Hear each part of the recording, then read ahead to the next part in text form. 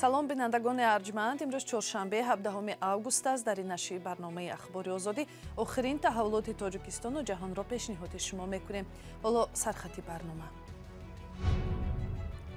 модар иддао дорад писари ҷаҳонпаҳлавон Саймомин Раҳимов фарзандашро кушт, то қарзро барнагардонад. пула натим гуфта, амихел бачаи мана 16 корча зада.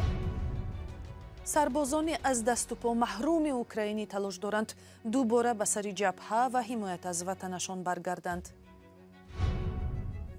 ҳуқуқшинос Ҷамшед Ёров мегӯяд, дар Тоҷикистон низоми ноодилонаи даврони шӯравӣ ҳоким шудааст.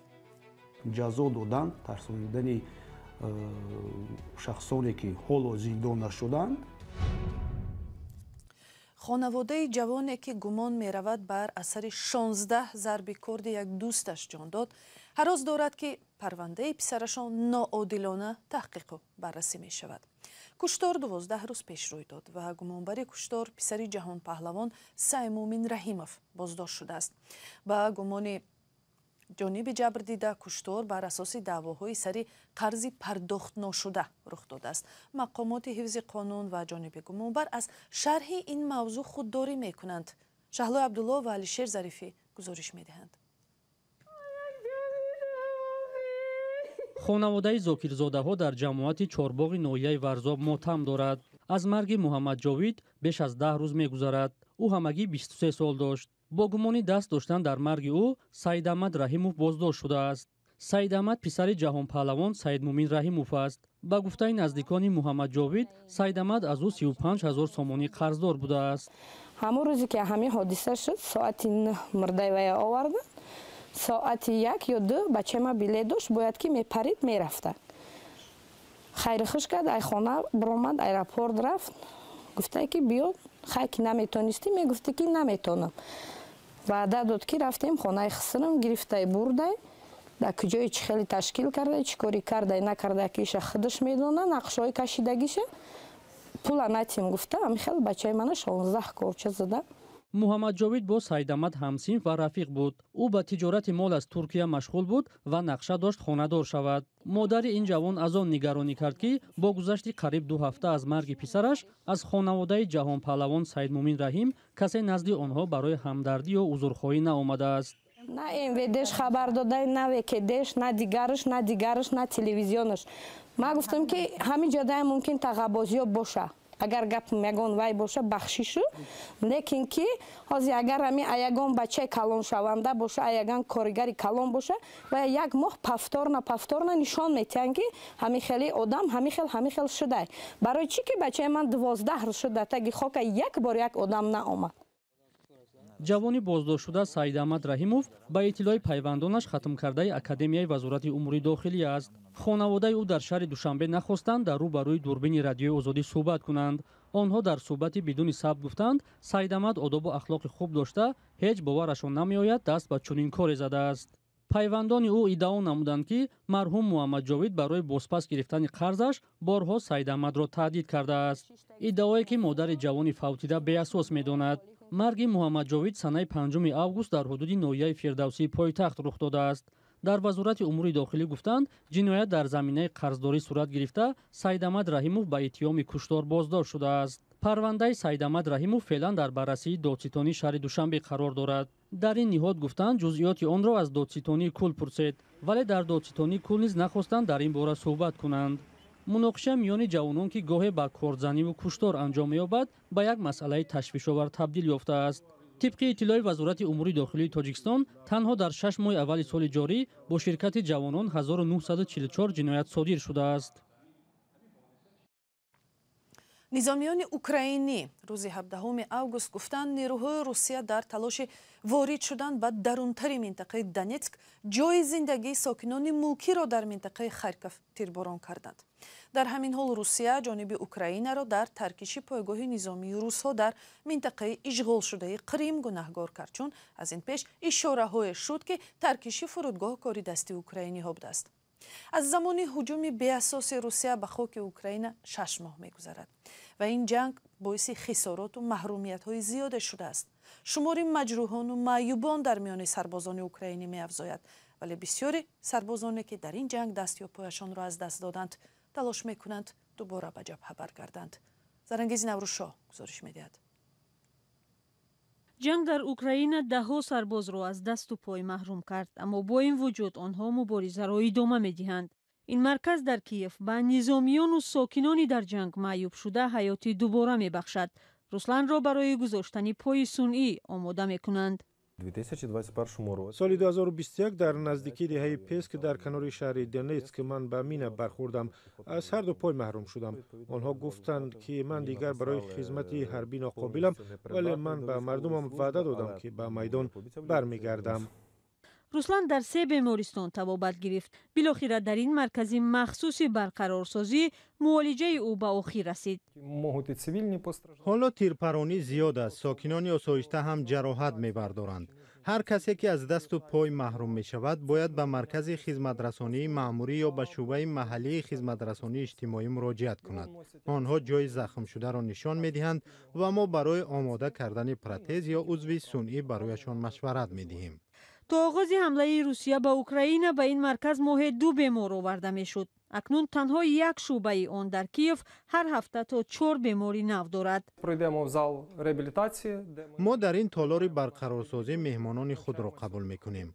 تمرین راهروی میکنیم تا عضو یا دست و پای صنعی به صاحبش مطابق باشد و تواند به مشکل مثل پای خود با آن حرکت کند. هر کسی که به این حجره وارد می شود با عضو نوی صنعی از اینجا می براید. تمام هیئت کاری ما بر روحیه قوی این بچه ها احترام قائلند. هنوز آنها طرز استفاده و راهروی با پای صنعی را ناموخته می گویند من وقتی کم دارم، من باید به میدان محاربه برگردم. عادی‌ترین پای صنعی در اینجا در یک روز ساخته می شود. وابسته به جراحت بیماران دوره برقرارسازی می تواند تا نیم سال یا بیشتر از آن ادامه کند. روسلان میگوید ماه فوریه به صف نیروهای مسلح برگشت. 24 فوریه در خانه خود در شهر کناتوپ بودم. به من ساعت 2 شب زنگ زدند و به کار دعوت کردند. در کنار چرنیگووا سنگر گرفتیم و با دشمنانمان روبرو شدیم. بعضا این کار مشکل است، ولی در مجموع امکان دارد که خدمت حربی کرد و هم زندگی معمولی را پیش برد. مرکز مذکور در 4 سال اخیر بیش از 500 عضو صنعی ساخته است. مسئولین آن میگویند اکثر آنهایی که صاحب دست و پای صنعی شدند دوباره به صف نیروهای مسلح پیوستند. در مجموع پزشکان در برخی از بیمارستان‌های اوکراین در یک شبانه روز 12 ساعت کار میکنند، ولی روز بیمار زیاد است. ساعت کاری آنها از این هم زیادتر می شود، اما آنها شکایت ندارند. کاری از همه مشکل این پهلوهای روانی کاری ما است. وقتی شما جوانان 20-22 ساله را قبول میکنید که جراحت وزنین برداشتند، آنها از دست یا پای و یا چشم محروم شدند. آنها معیوب یکمری شدند. پزشکان برابر بیمارانی که از میدان جنگ آورده شدند بیخوابی میکشند. میگویند وظیفه خود را تا آخر اجرا میکنند و همیشه آماده‌اند مجروحان را نجات بخشند.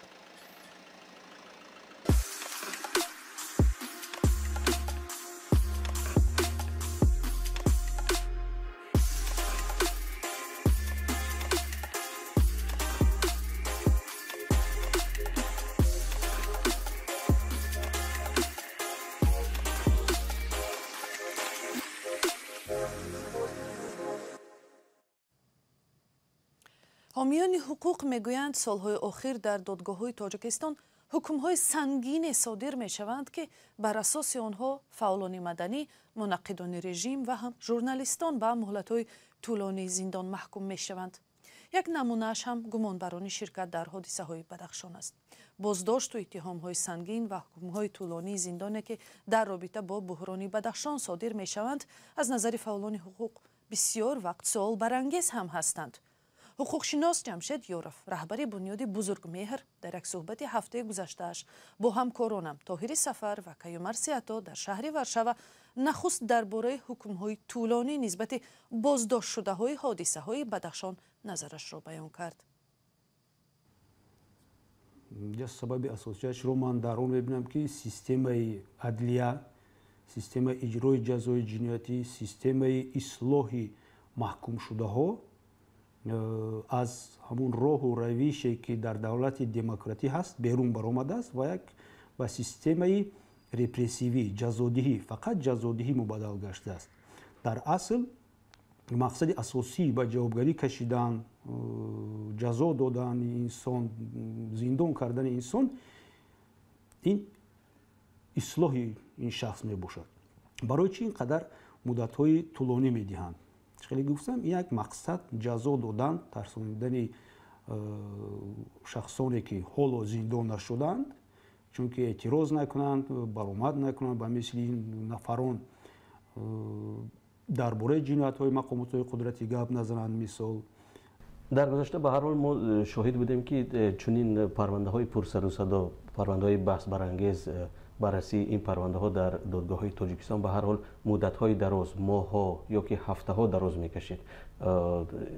наздикои ин афрод, вакилои мудофиаи ин афрод ҳақ доштанд ки аз болои он шикоят кунанд, бозбинии ин парвандаҳоро талаб кунанд. вале мо дар вақтҳои ахир мебинем ки ҳукмҳо дар 1 ҳафта, дар 2 ҳафта, ҳатто аз ин ҳам шояд камтар ҳам парванда тафтиш мешавад, тафтишот поён меёбад, ҳам муҳокима мешавад дар додгоҳ ва ҳукм эълон мешавад. чаро ин қадар зуд? дар ин ҷо ман чанд омилро мебинам. якум ки омили ҳисоботталабӣ аз мақомотҳои қудратӣ ва мақомоти судӣ аст.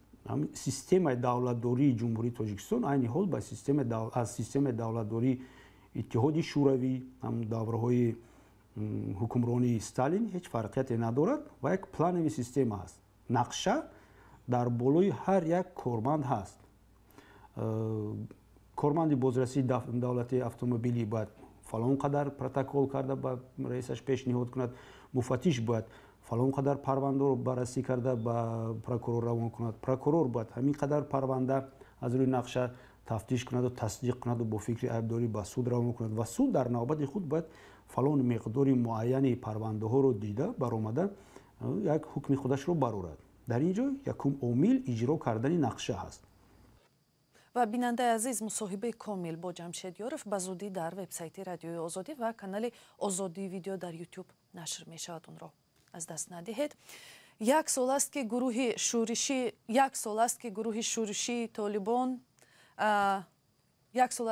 шӯришии Толибон дар Афғонистон ба сари қудрат омадааст ва коршиносон вазъиятро риққатбор арзёбӣ мекунанд. бархе ишора мекунанд ки озод намудани тахминан $9 миллиард пулҳои бонки марказии Афғонистон дар Амрико ки як сол пеш маздуд шуданд метавонад каме вазъро беҳбуд бахшанд. вале мақомоти амрикоӣ бо ишора ба ҳодисаҳои зиёди даҳшатафканӣ ба ваъдаҳои Толибон бовар надоранд. Мумин Аҳмадӣ гузориш медиҳад. با اشاره به اولین سالگرد بیرونشوی نیروهای ائتلاف بین‌المللی زیر رهبری ایالات متحده آمریکا از افغانستان، حامیان حقوق و گروه‌های خیریه میگویند که وضعیت در افغانستان دهشتبار است و مردم برای روزگذرانی اعضای بدنشان را می‌فروشند.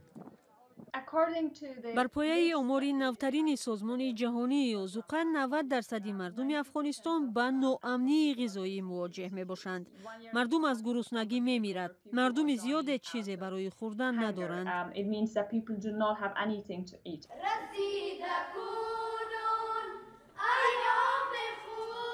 حکومت طالبان روز دوشنبه اثنای تجلیل اولین سالگرد حکمرانیشان ابراز داشتند که می‌خواهند با تمام کشورهای عالم روابط خوب برقرار کنند.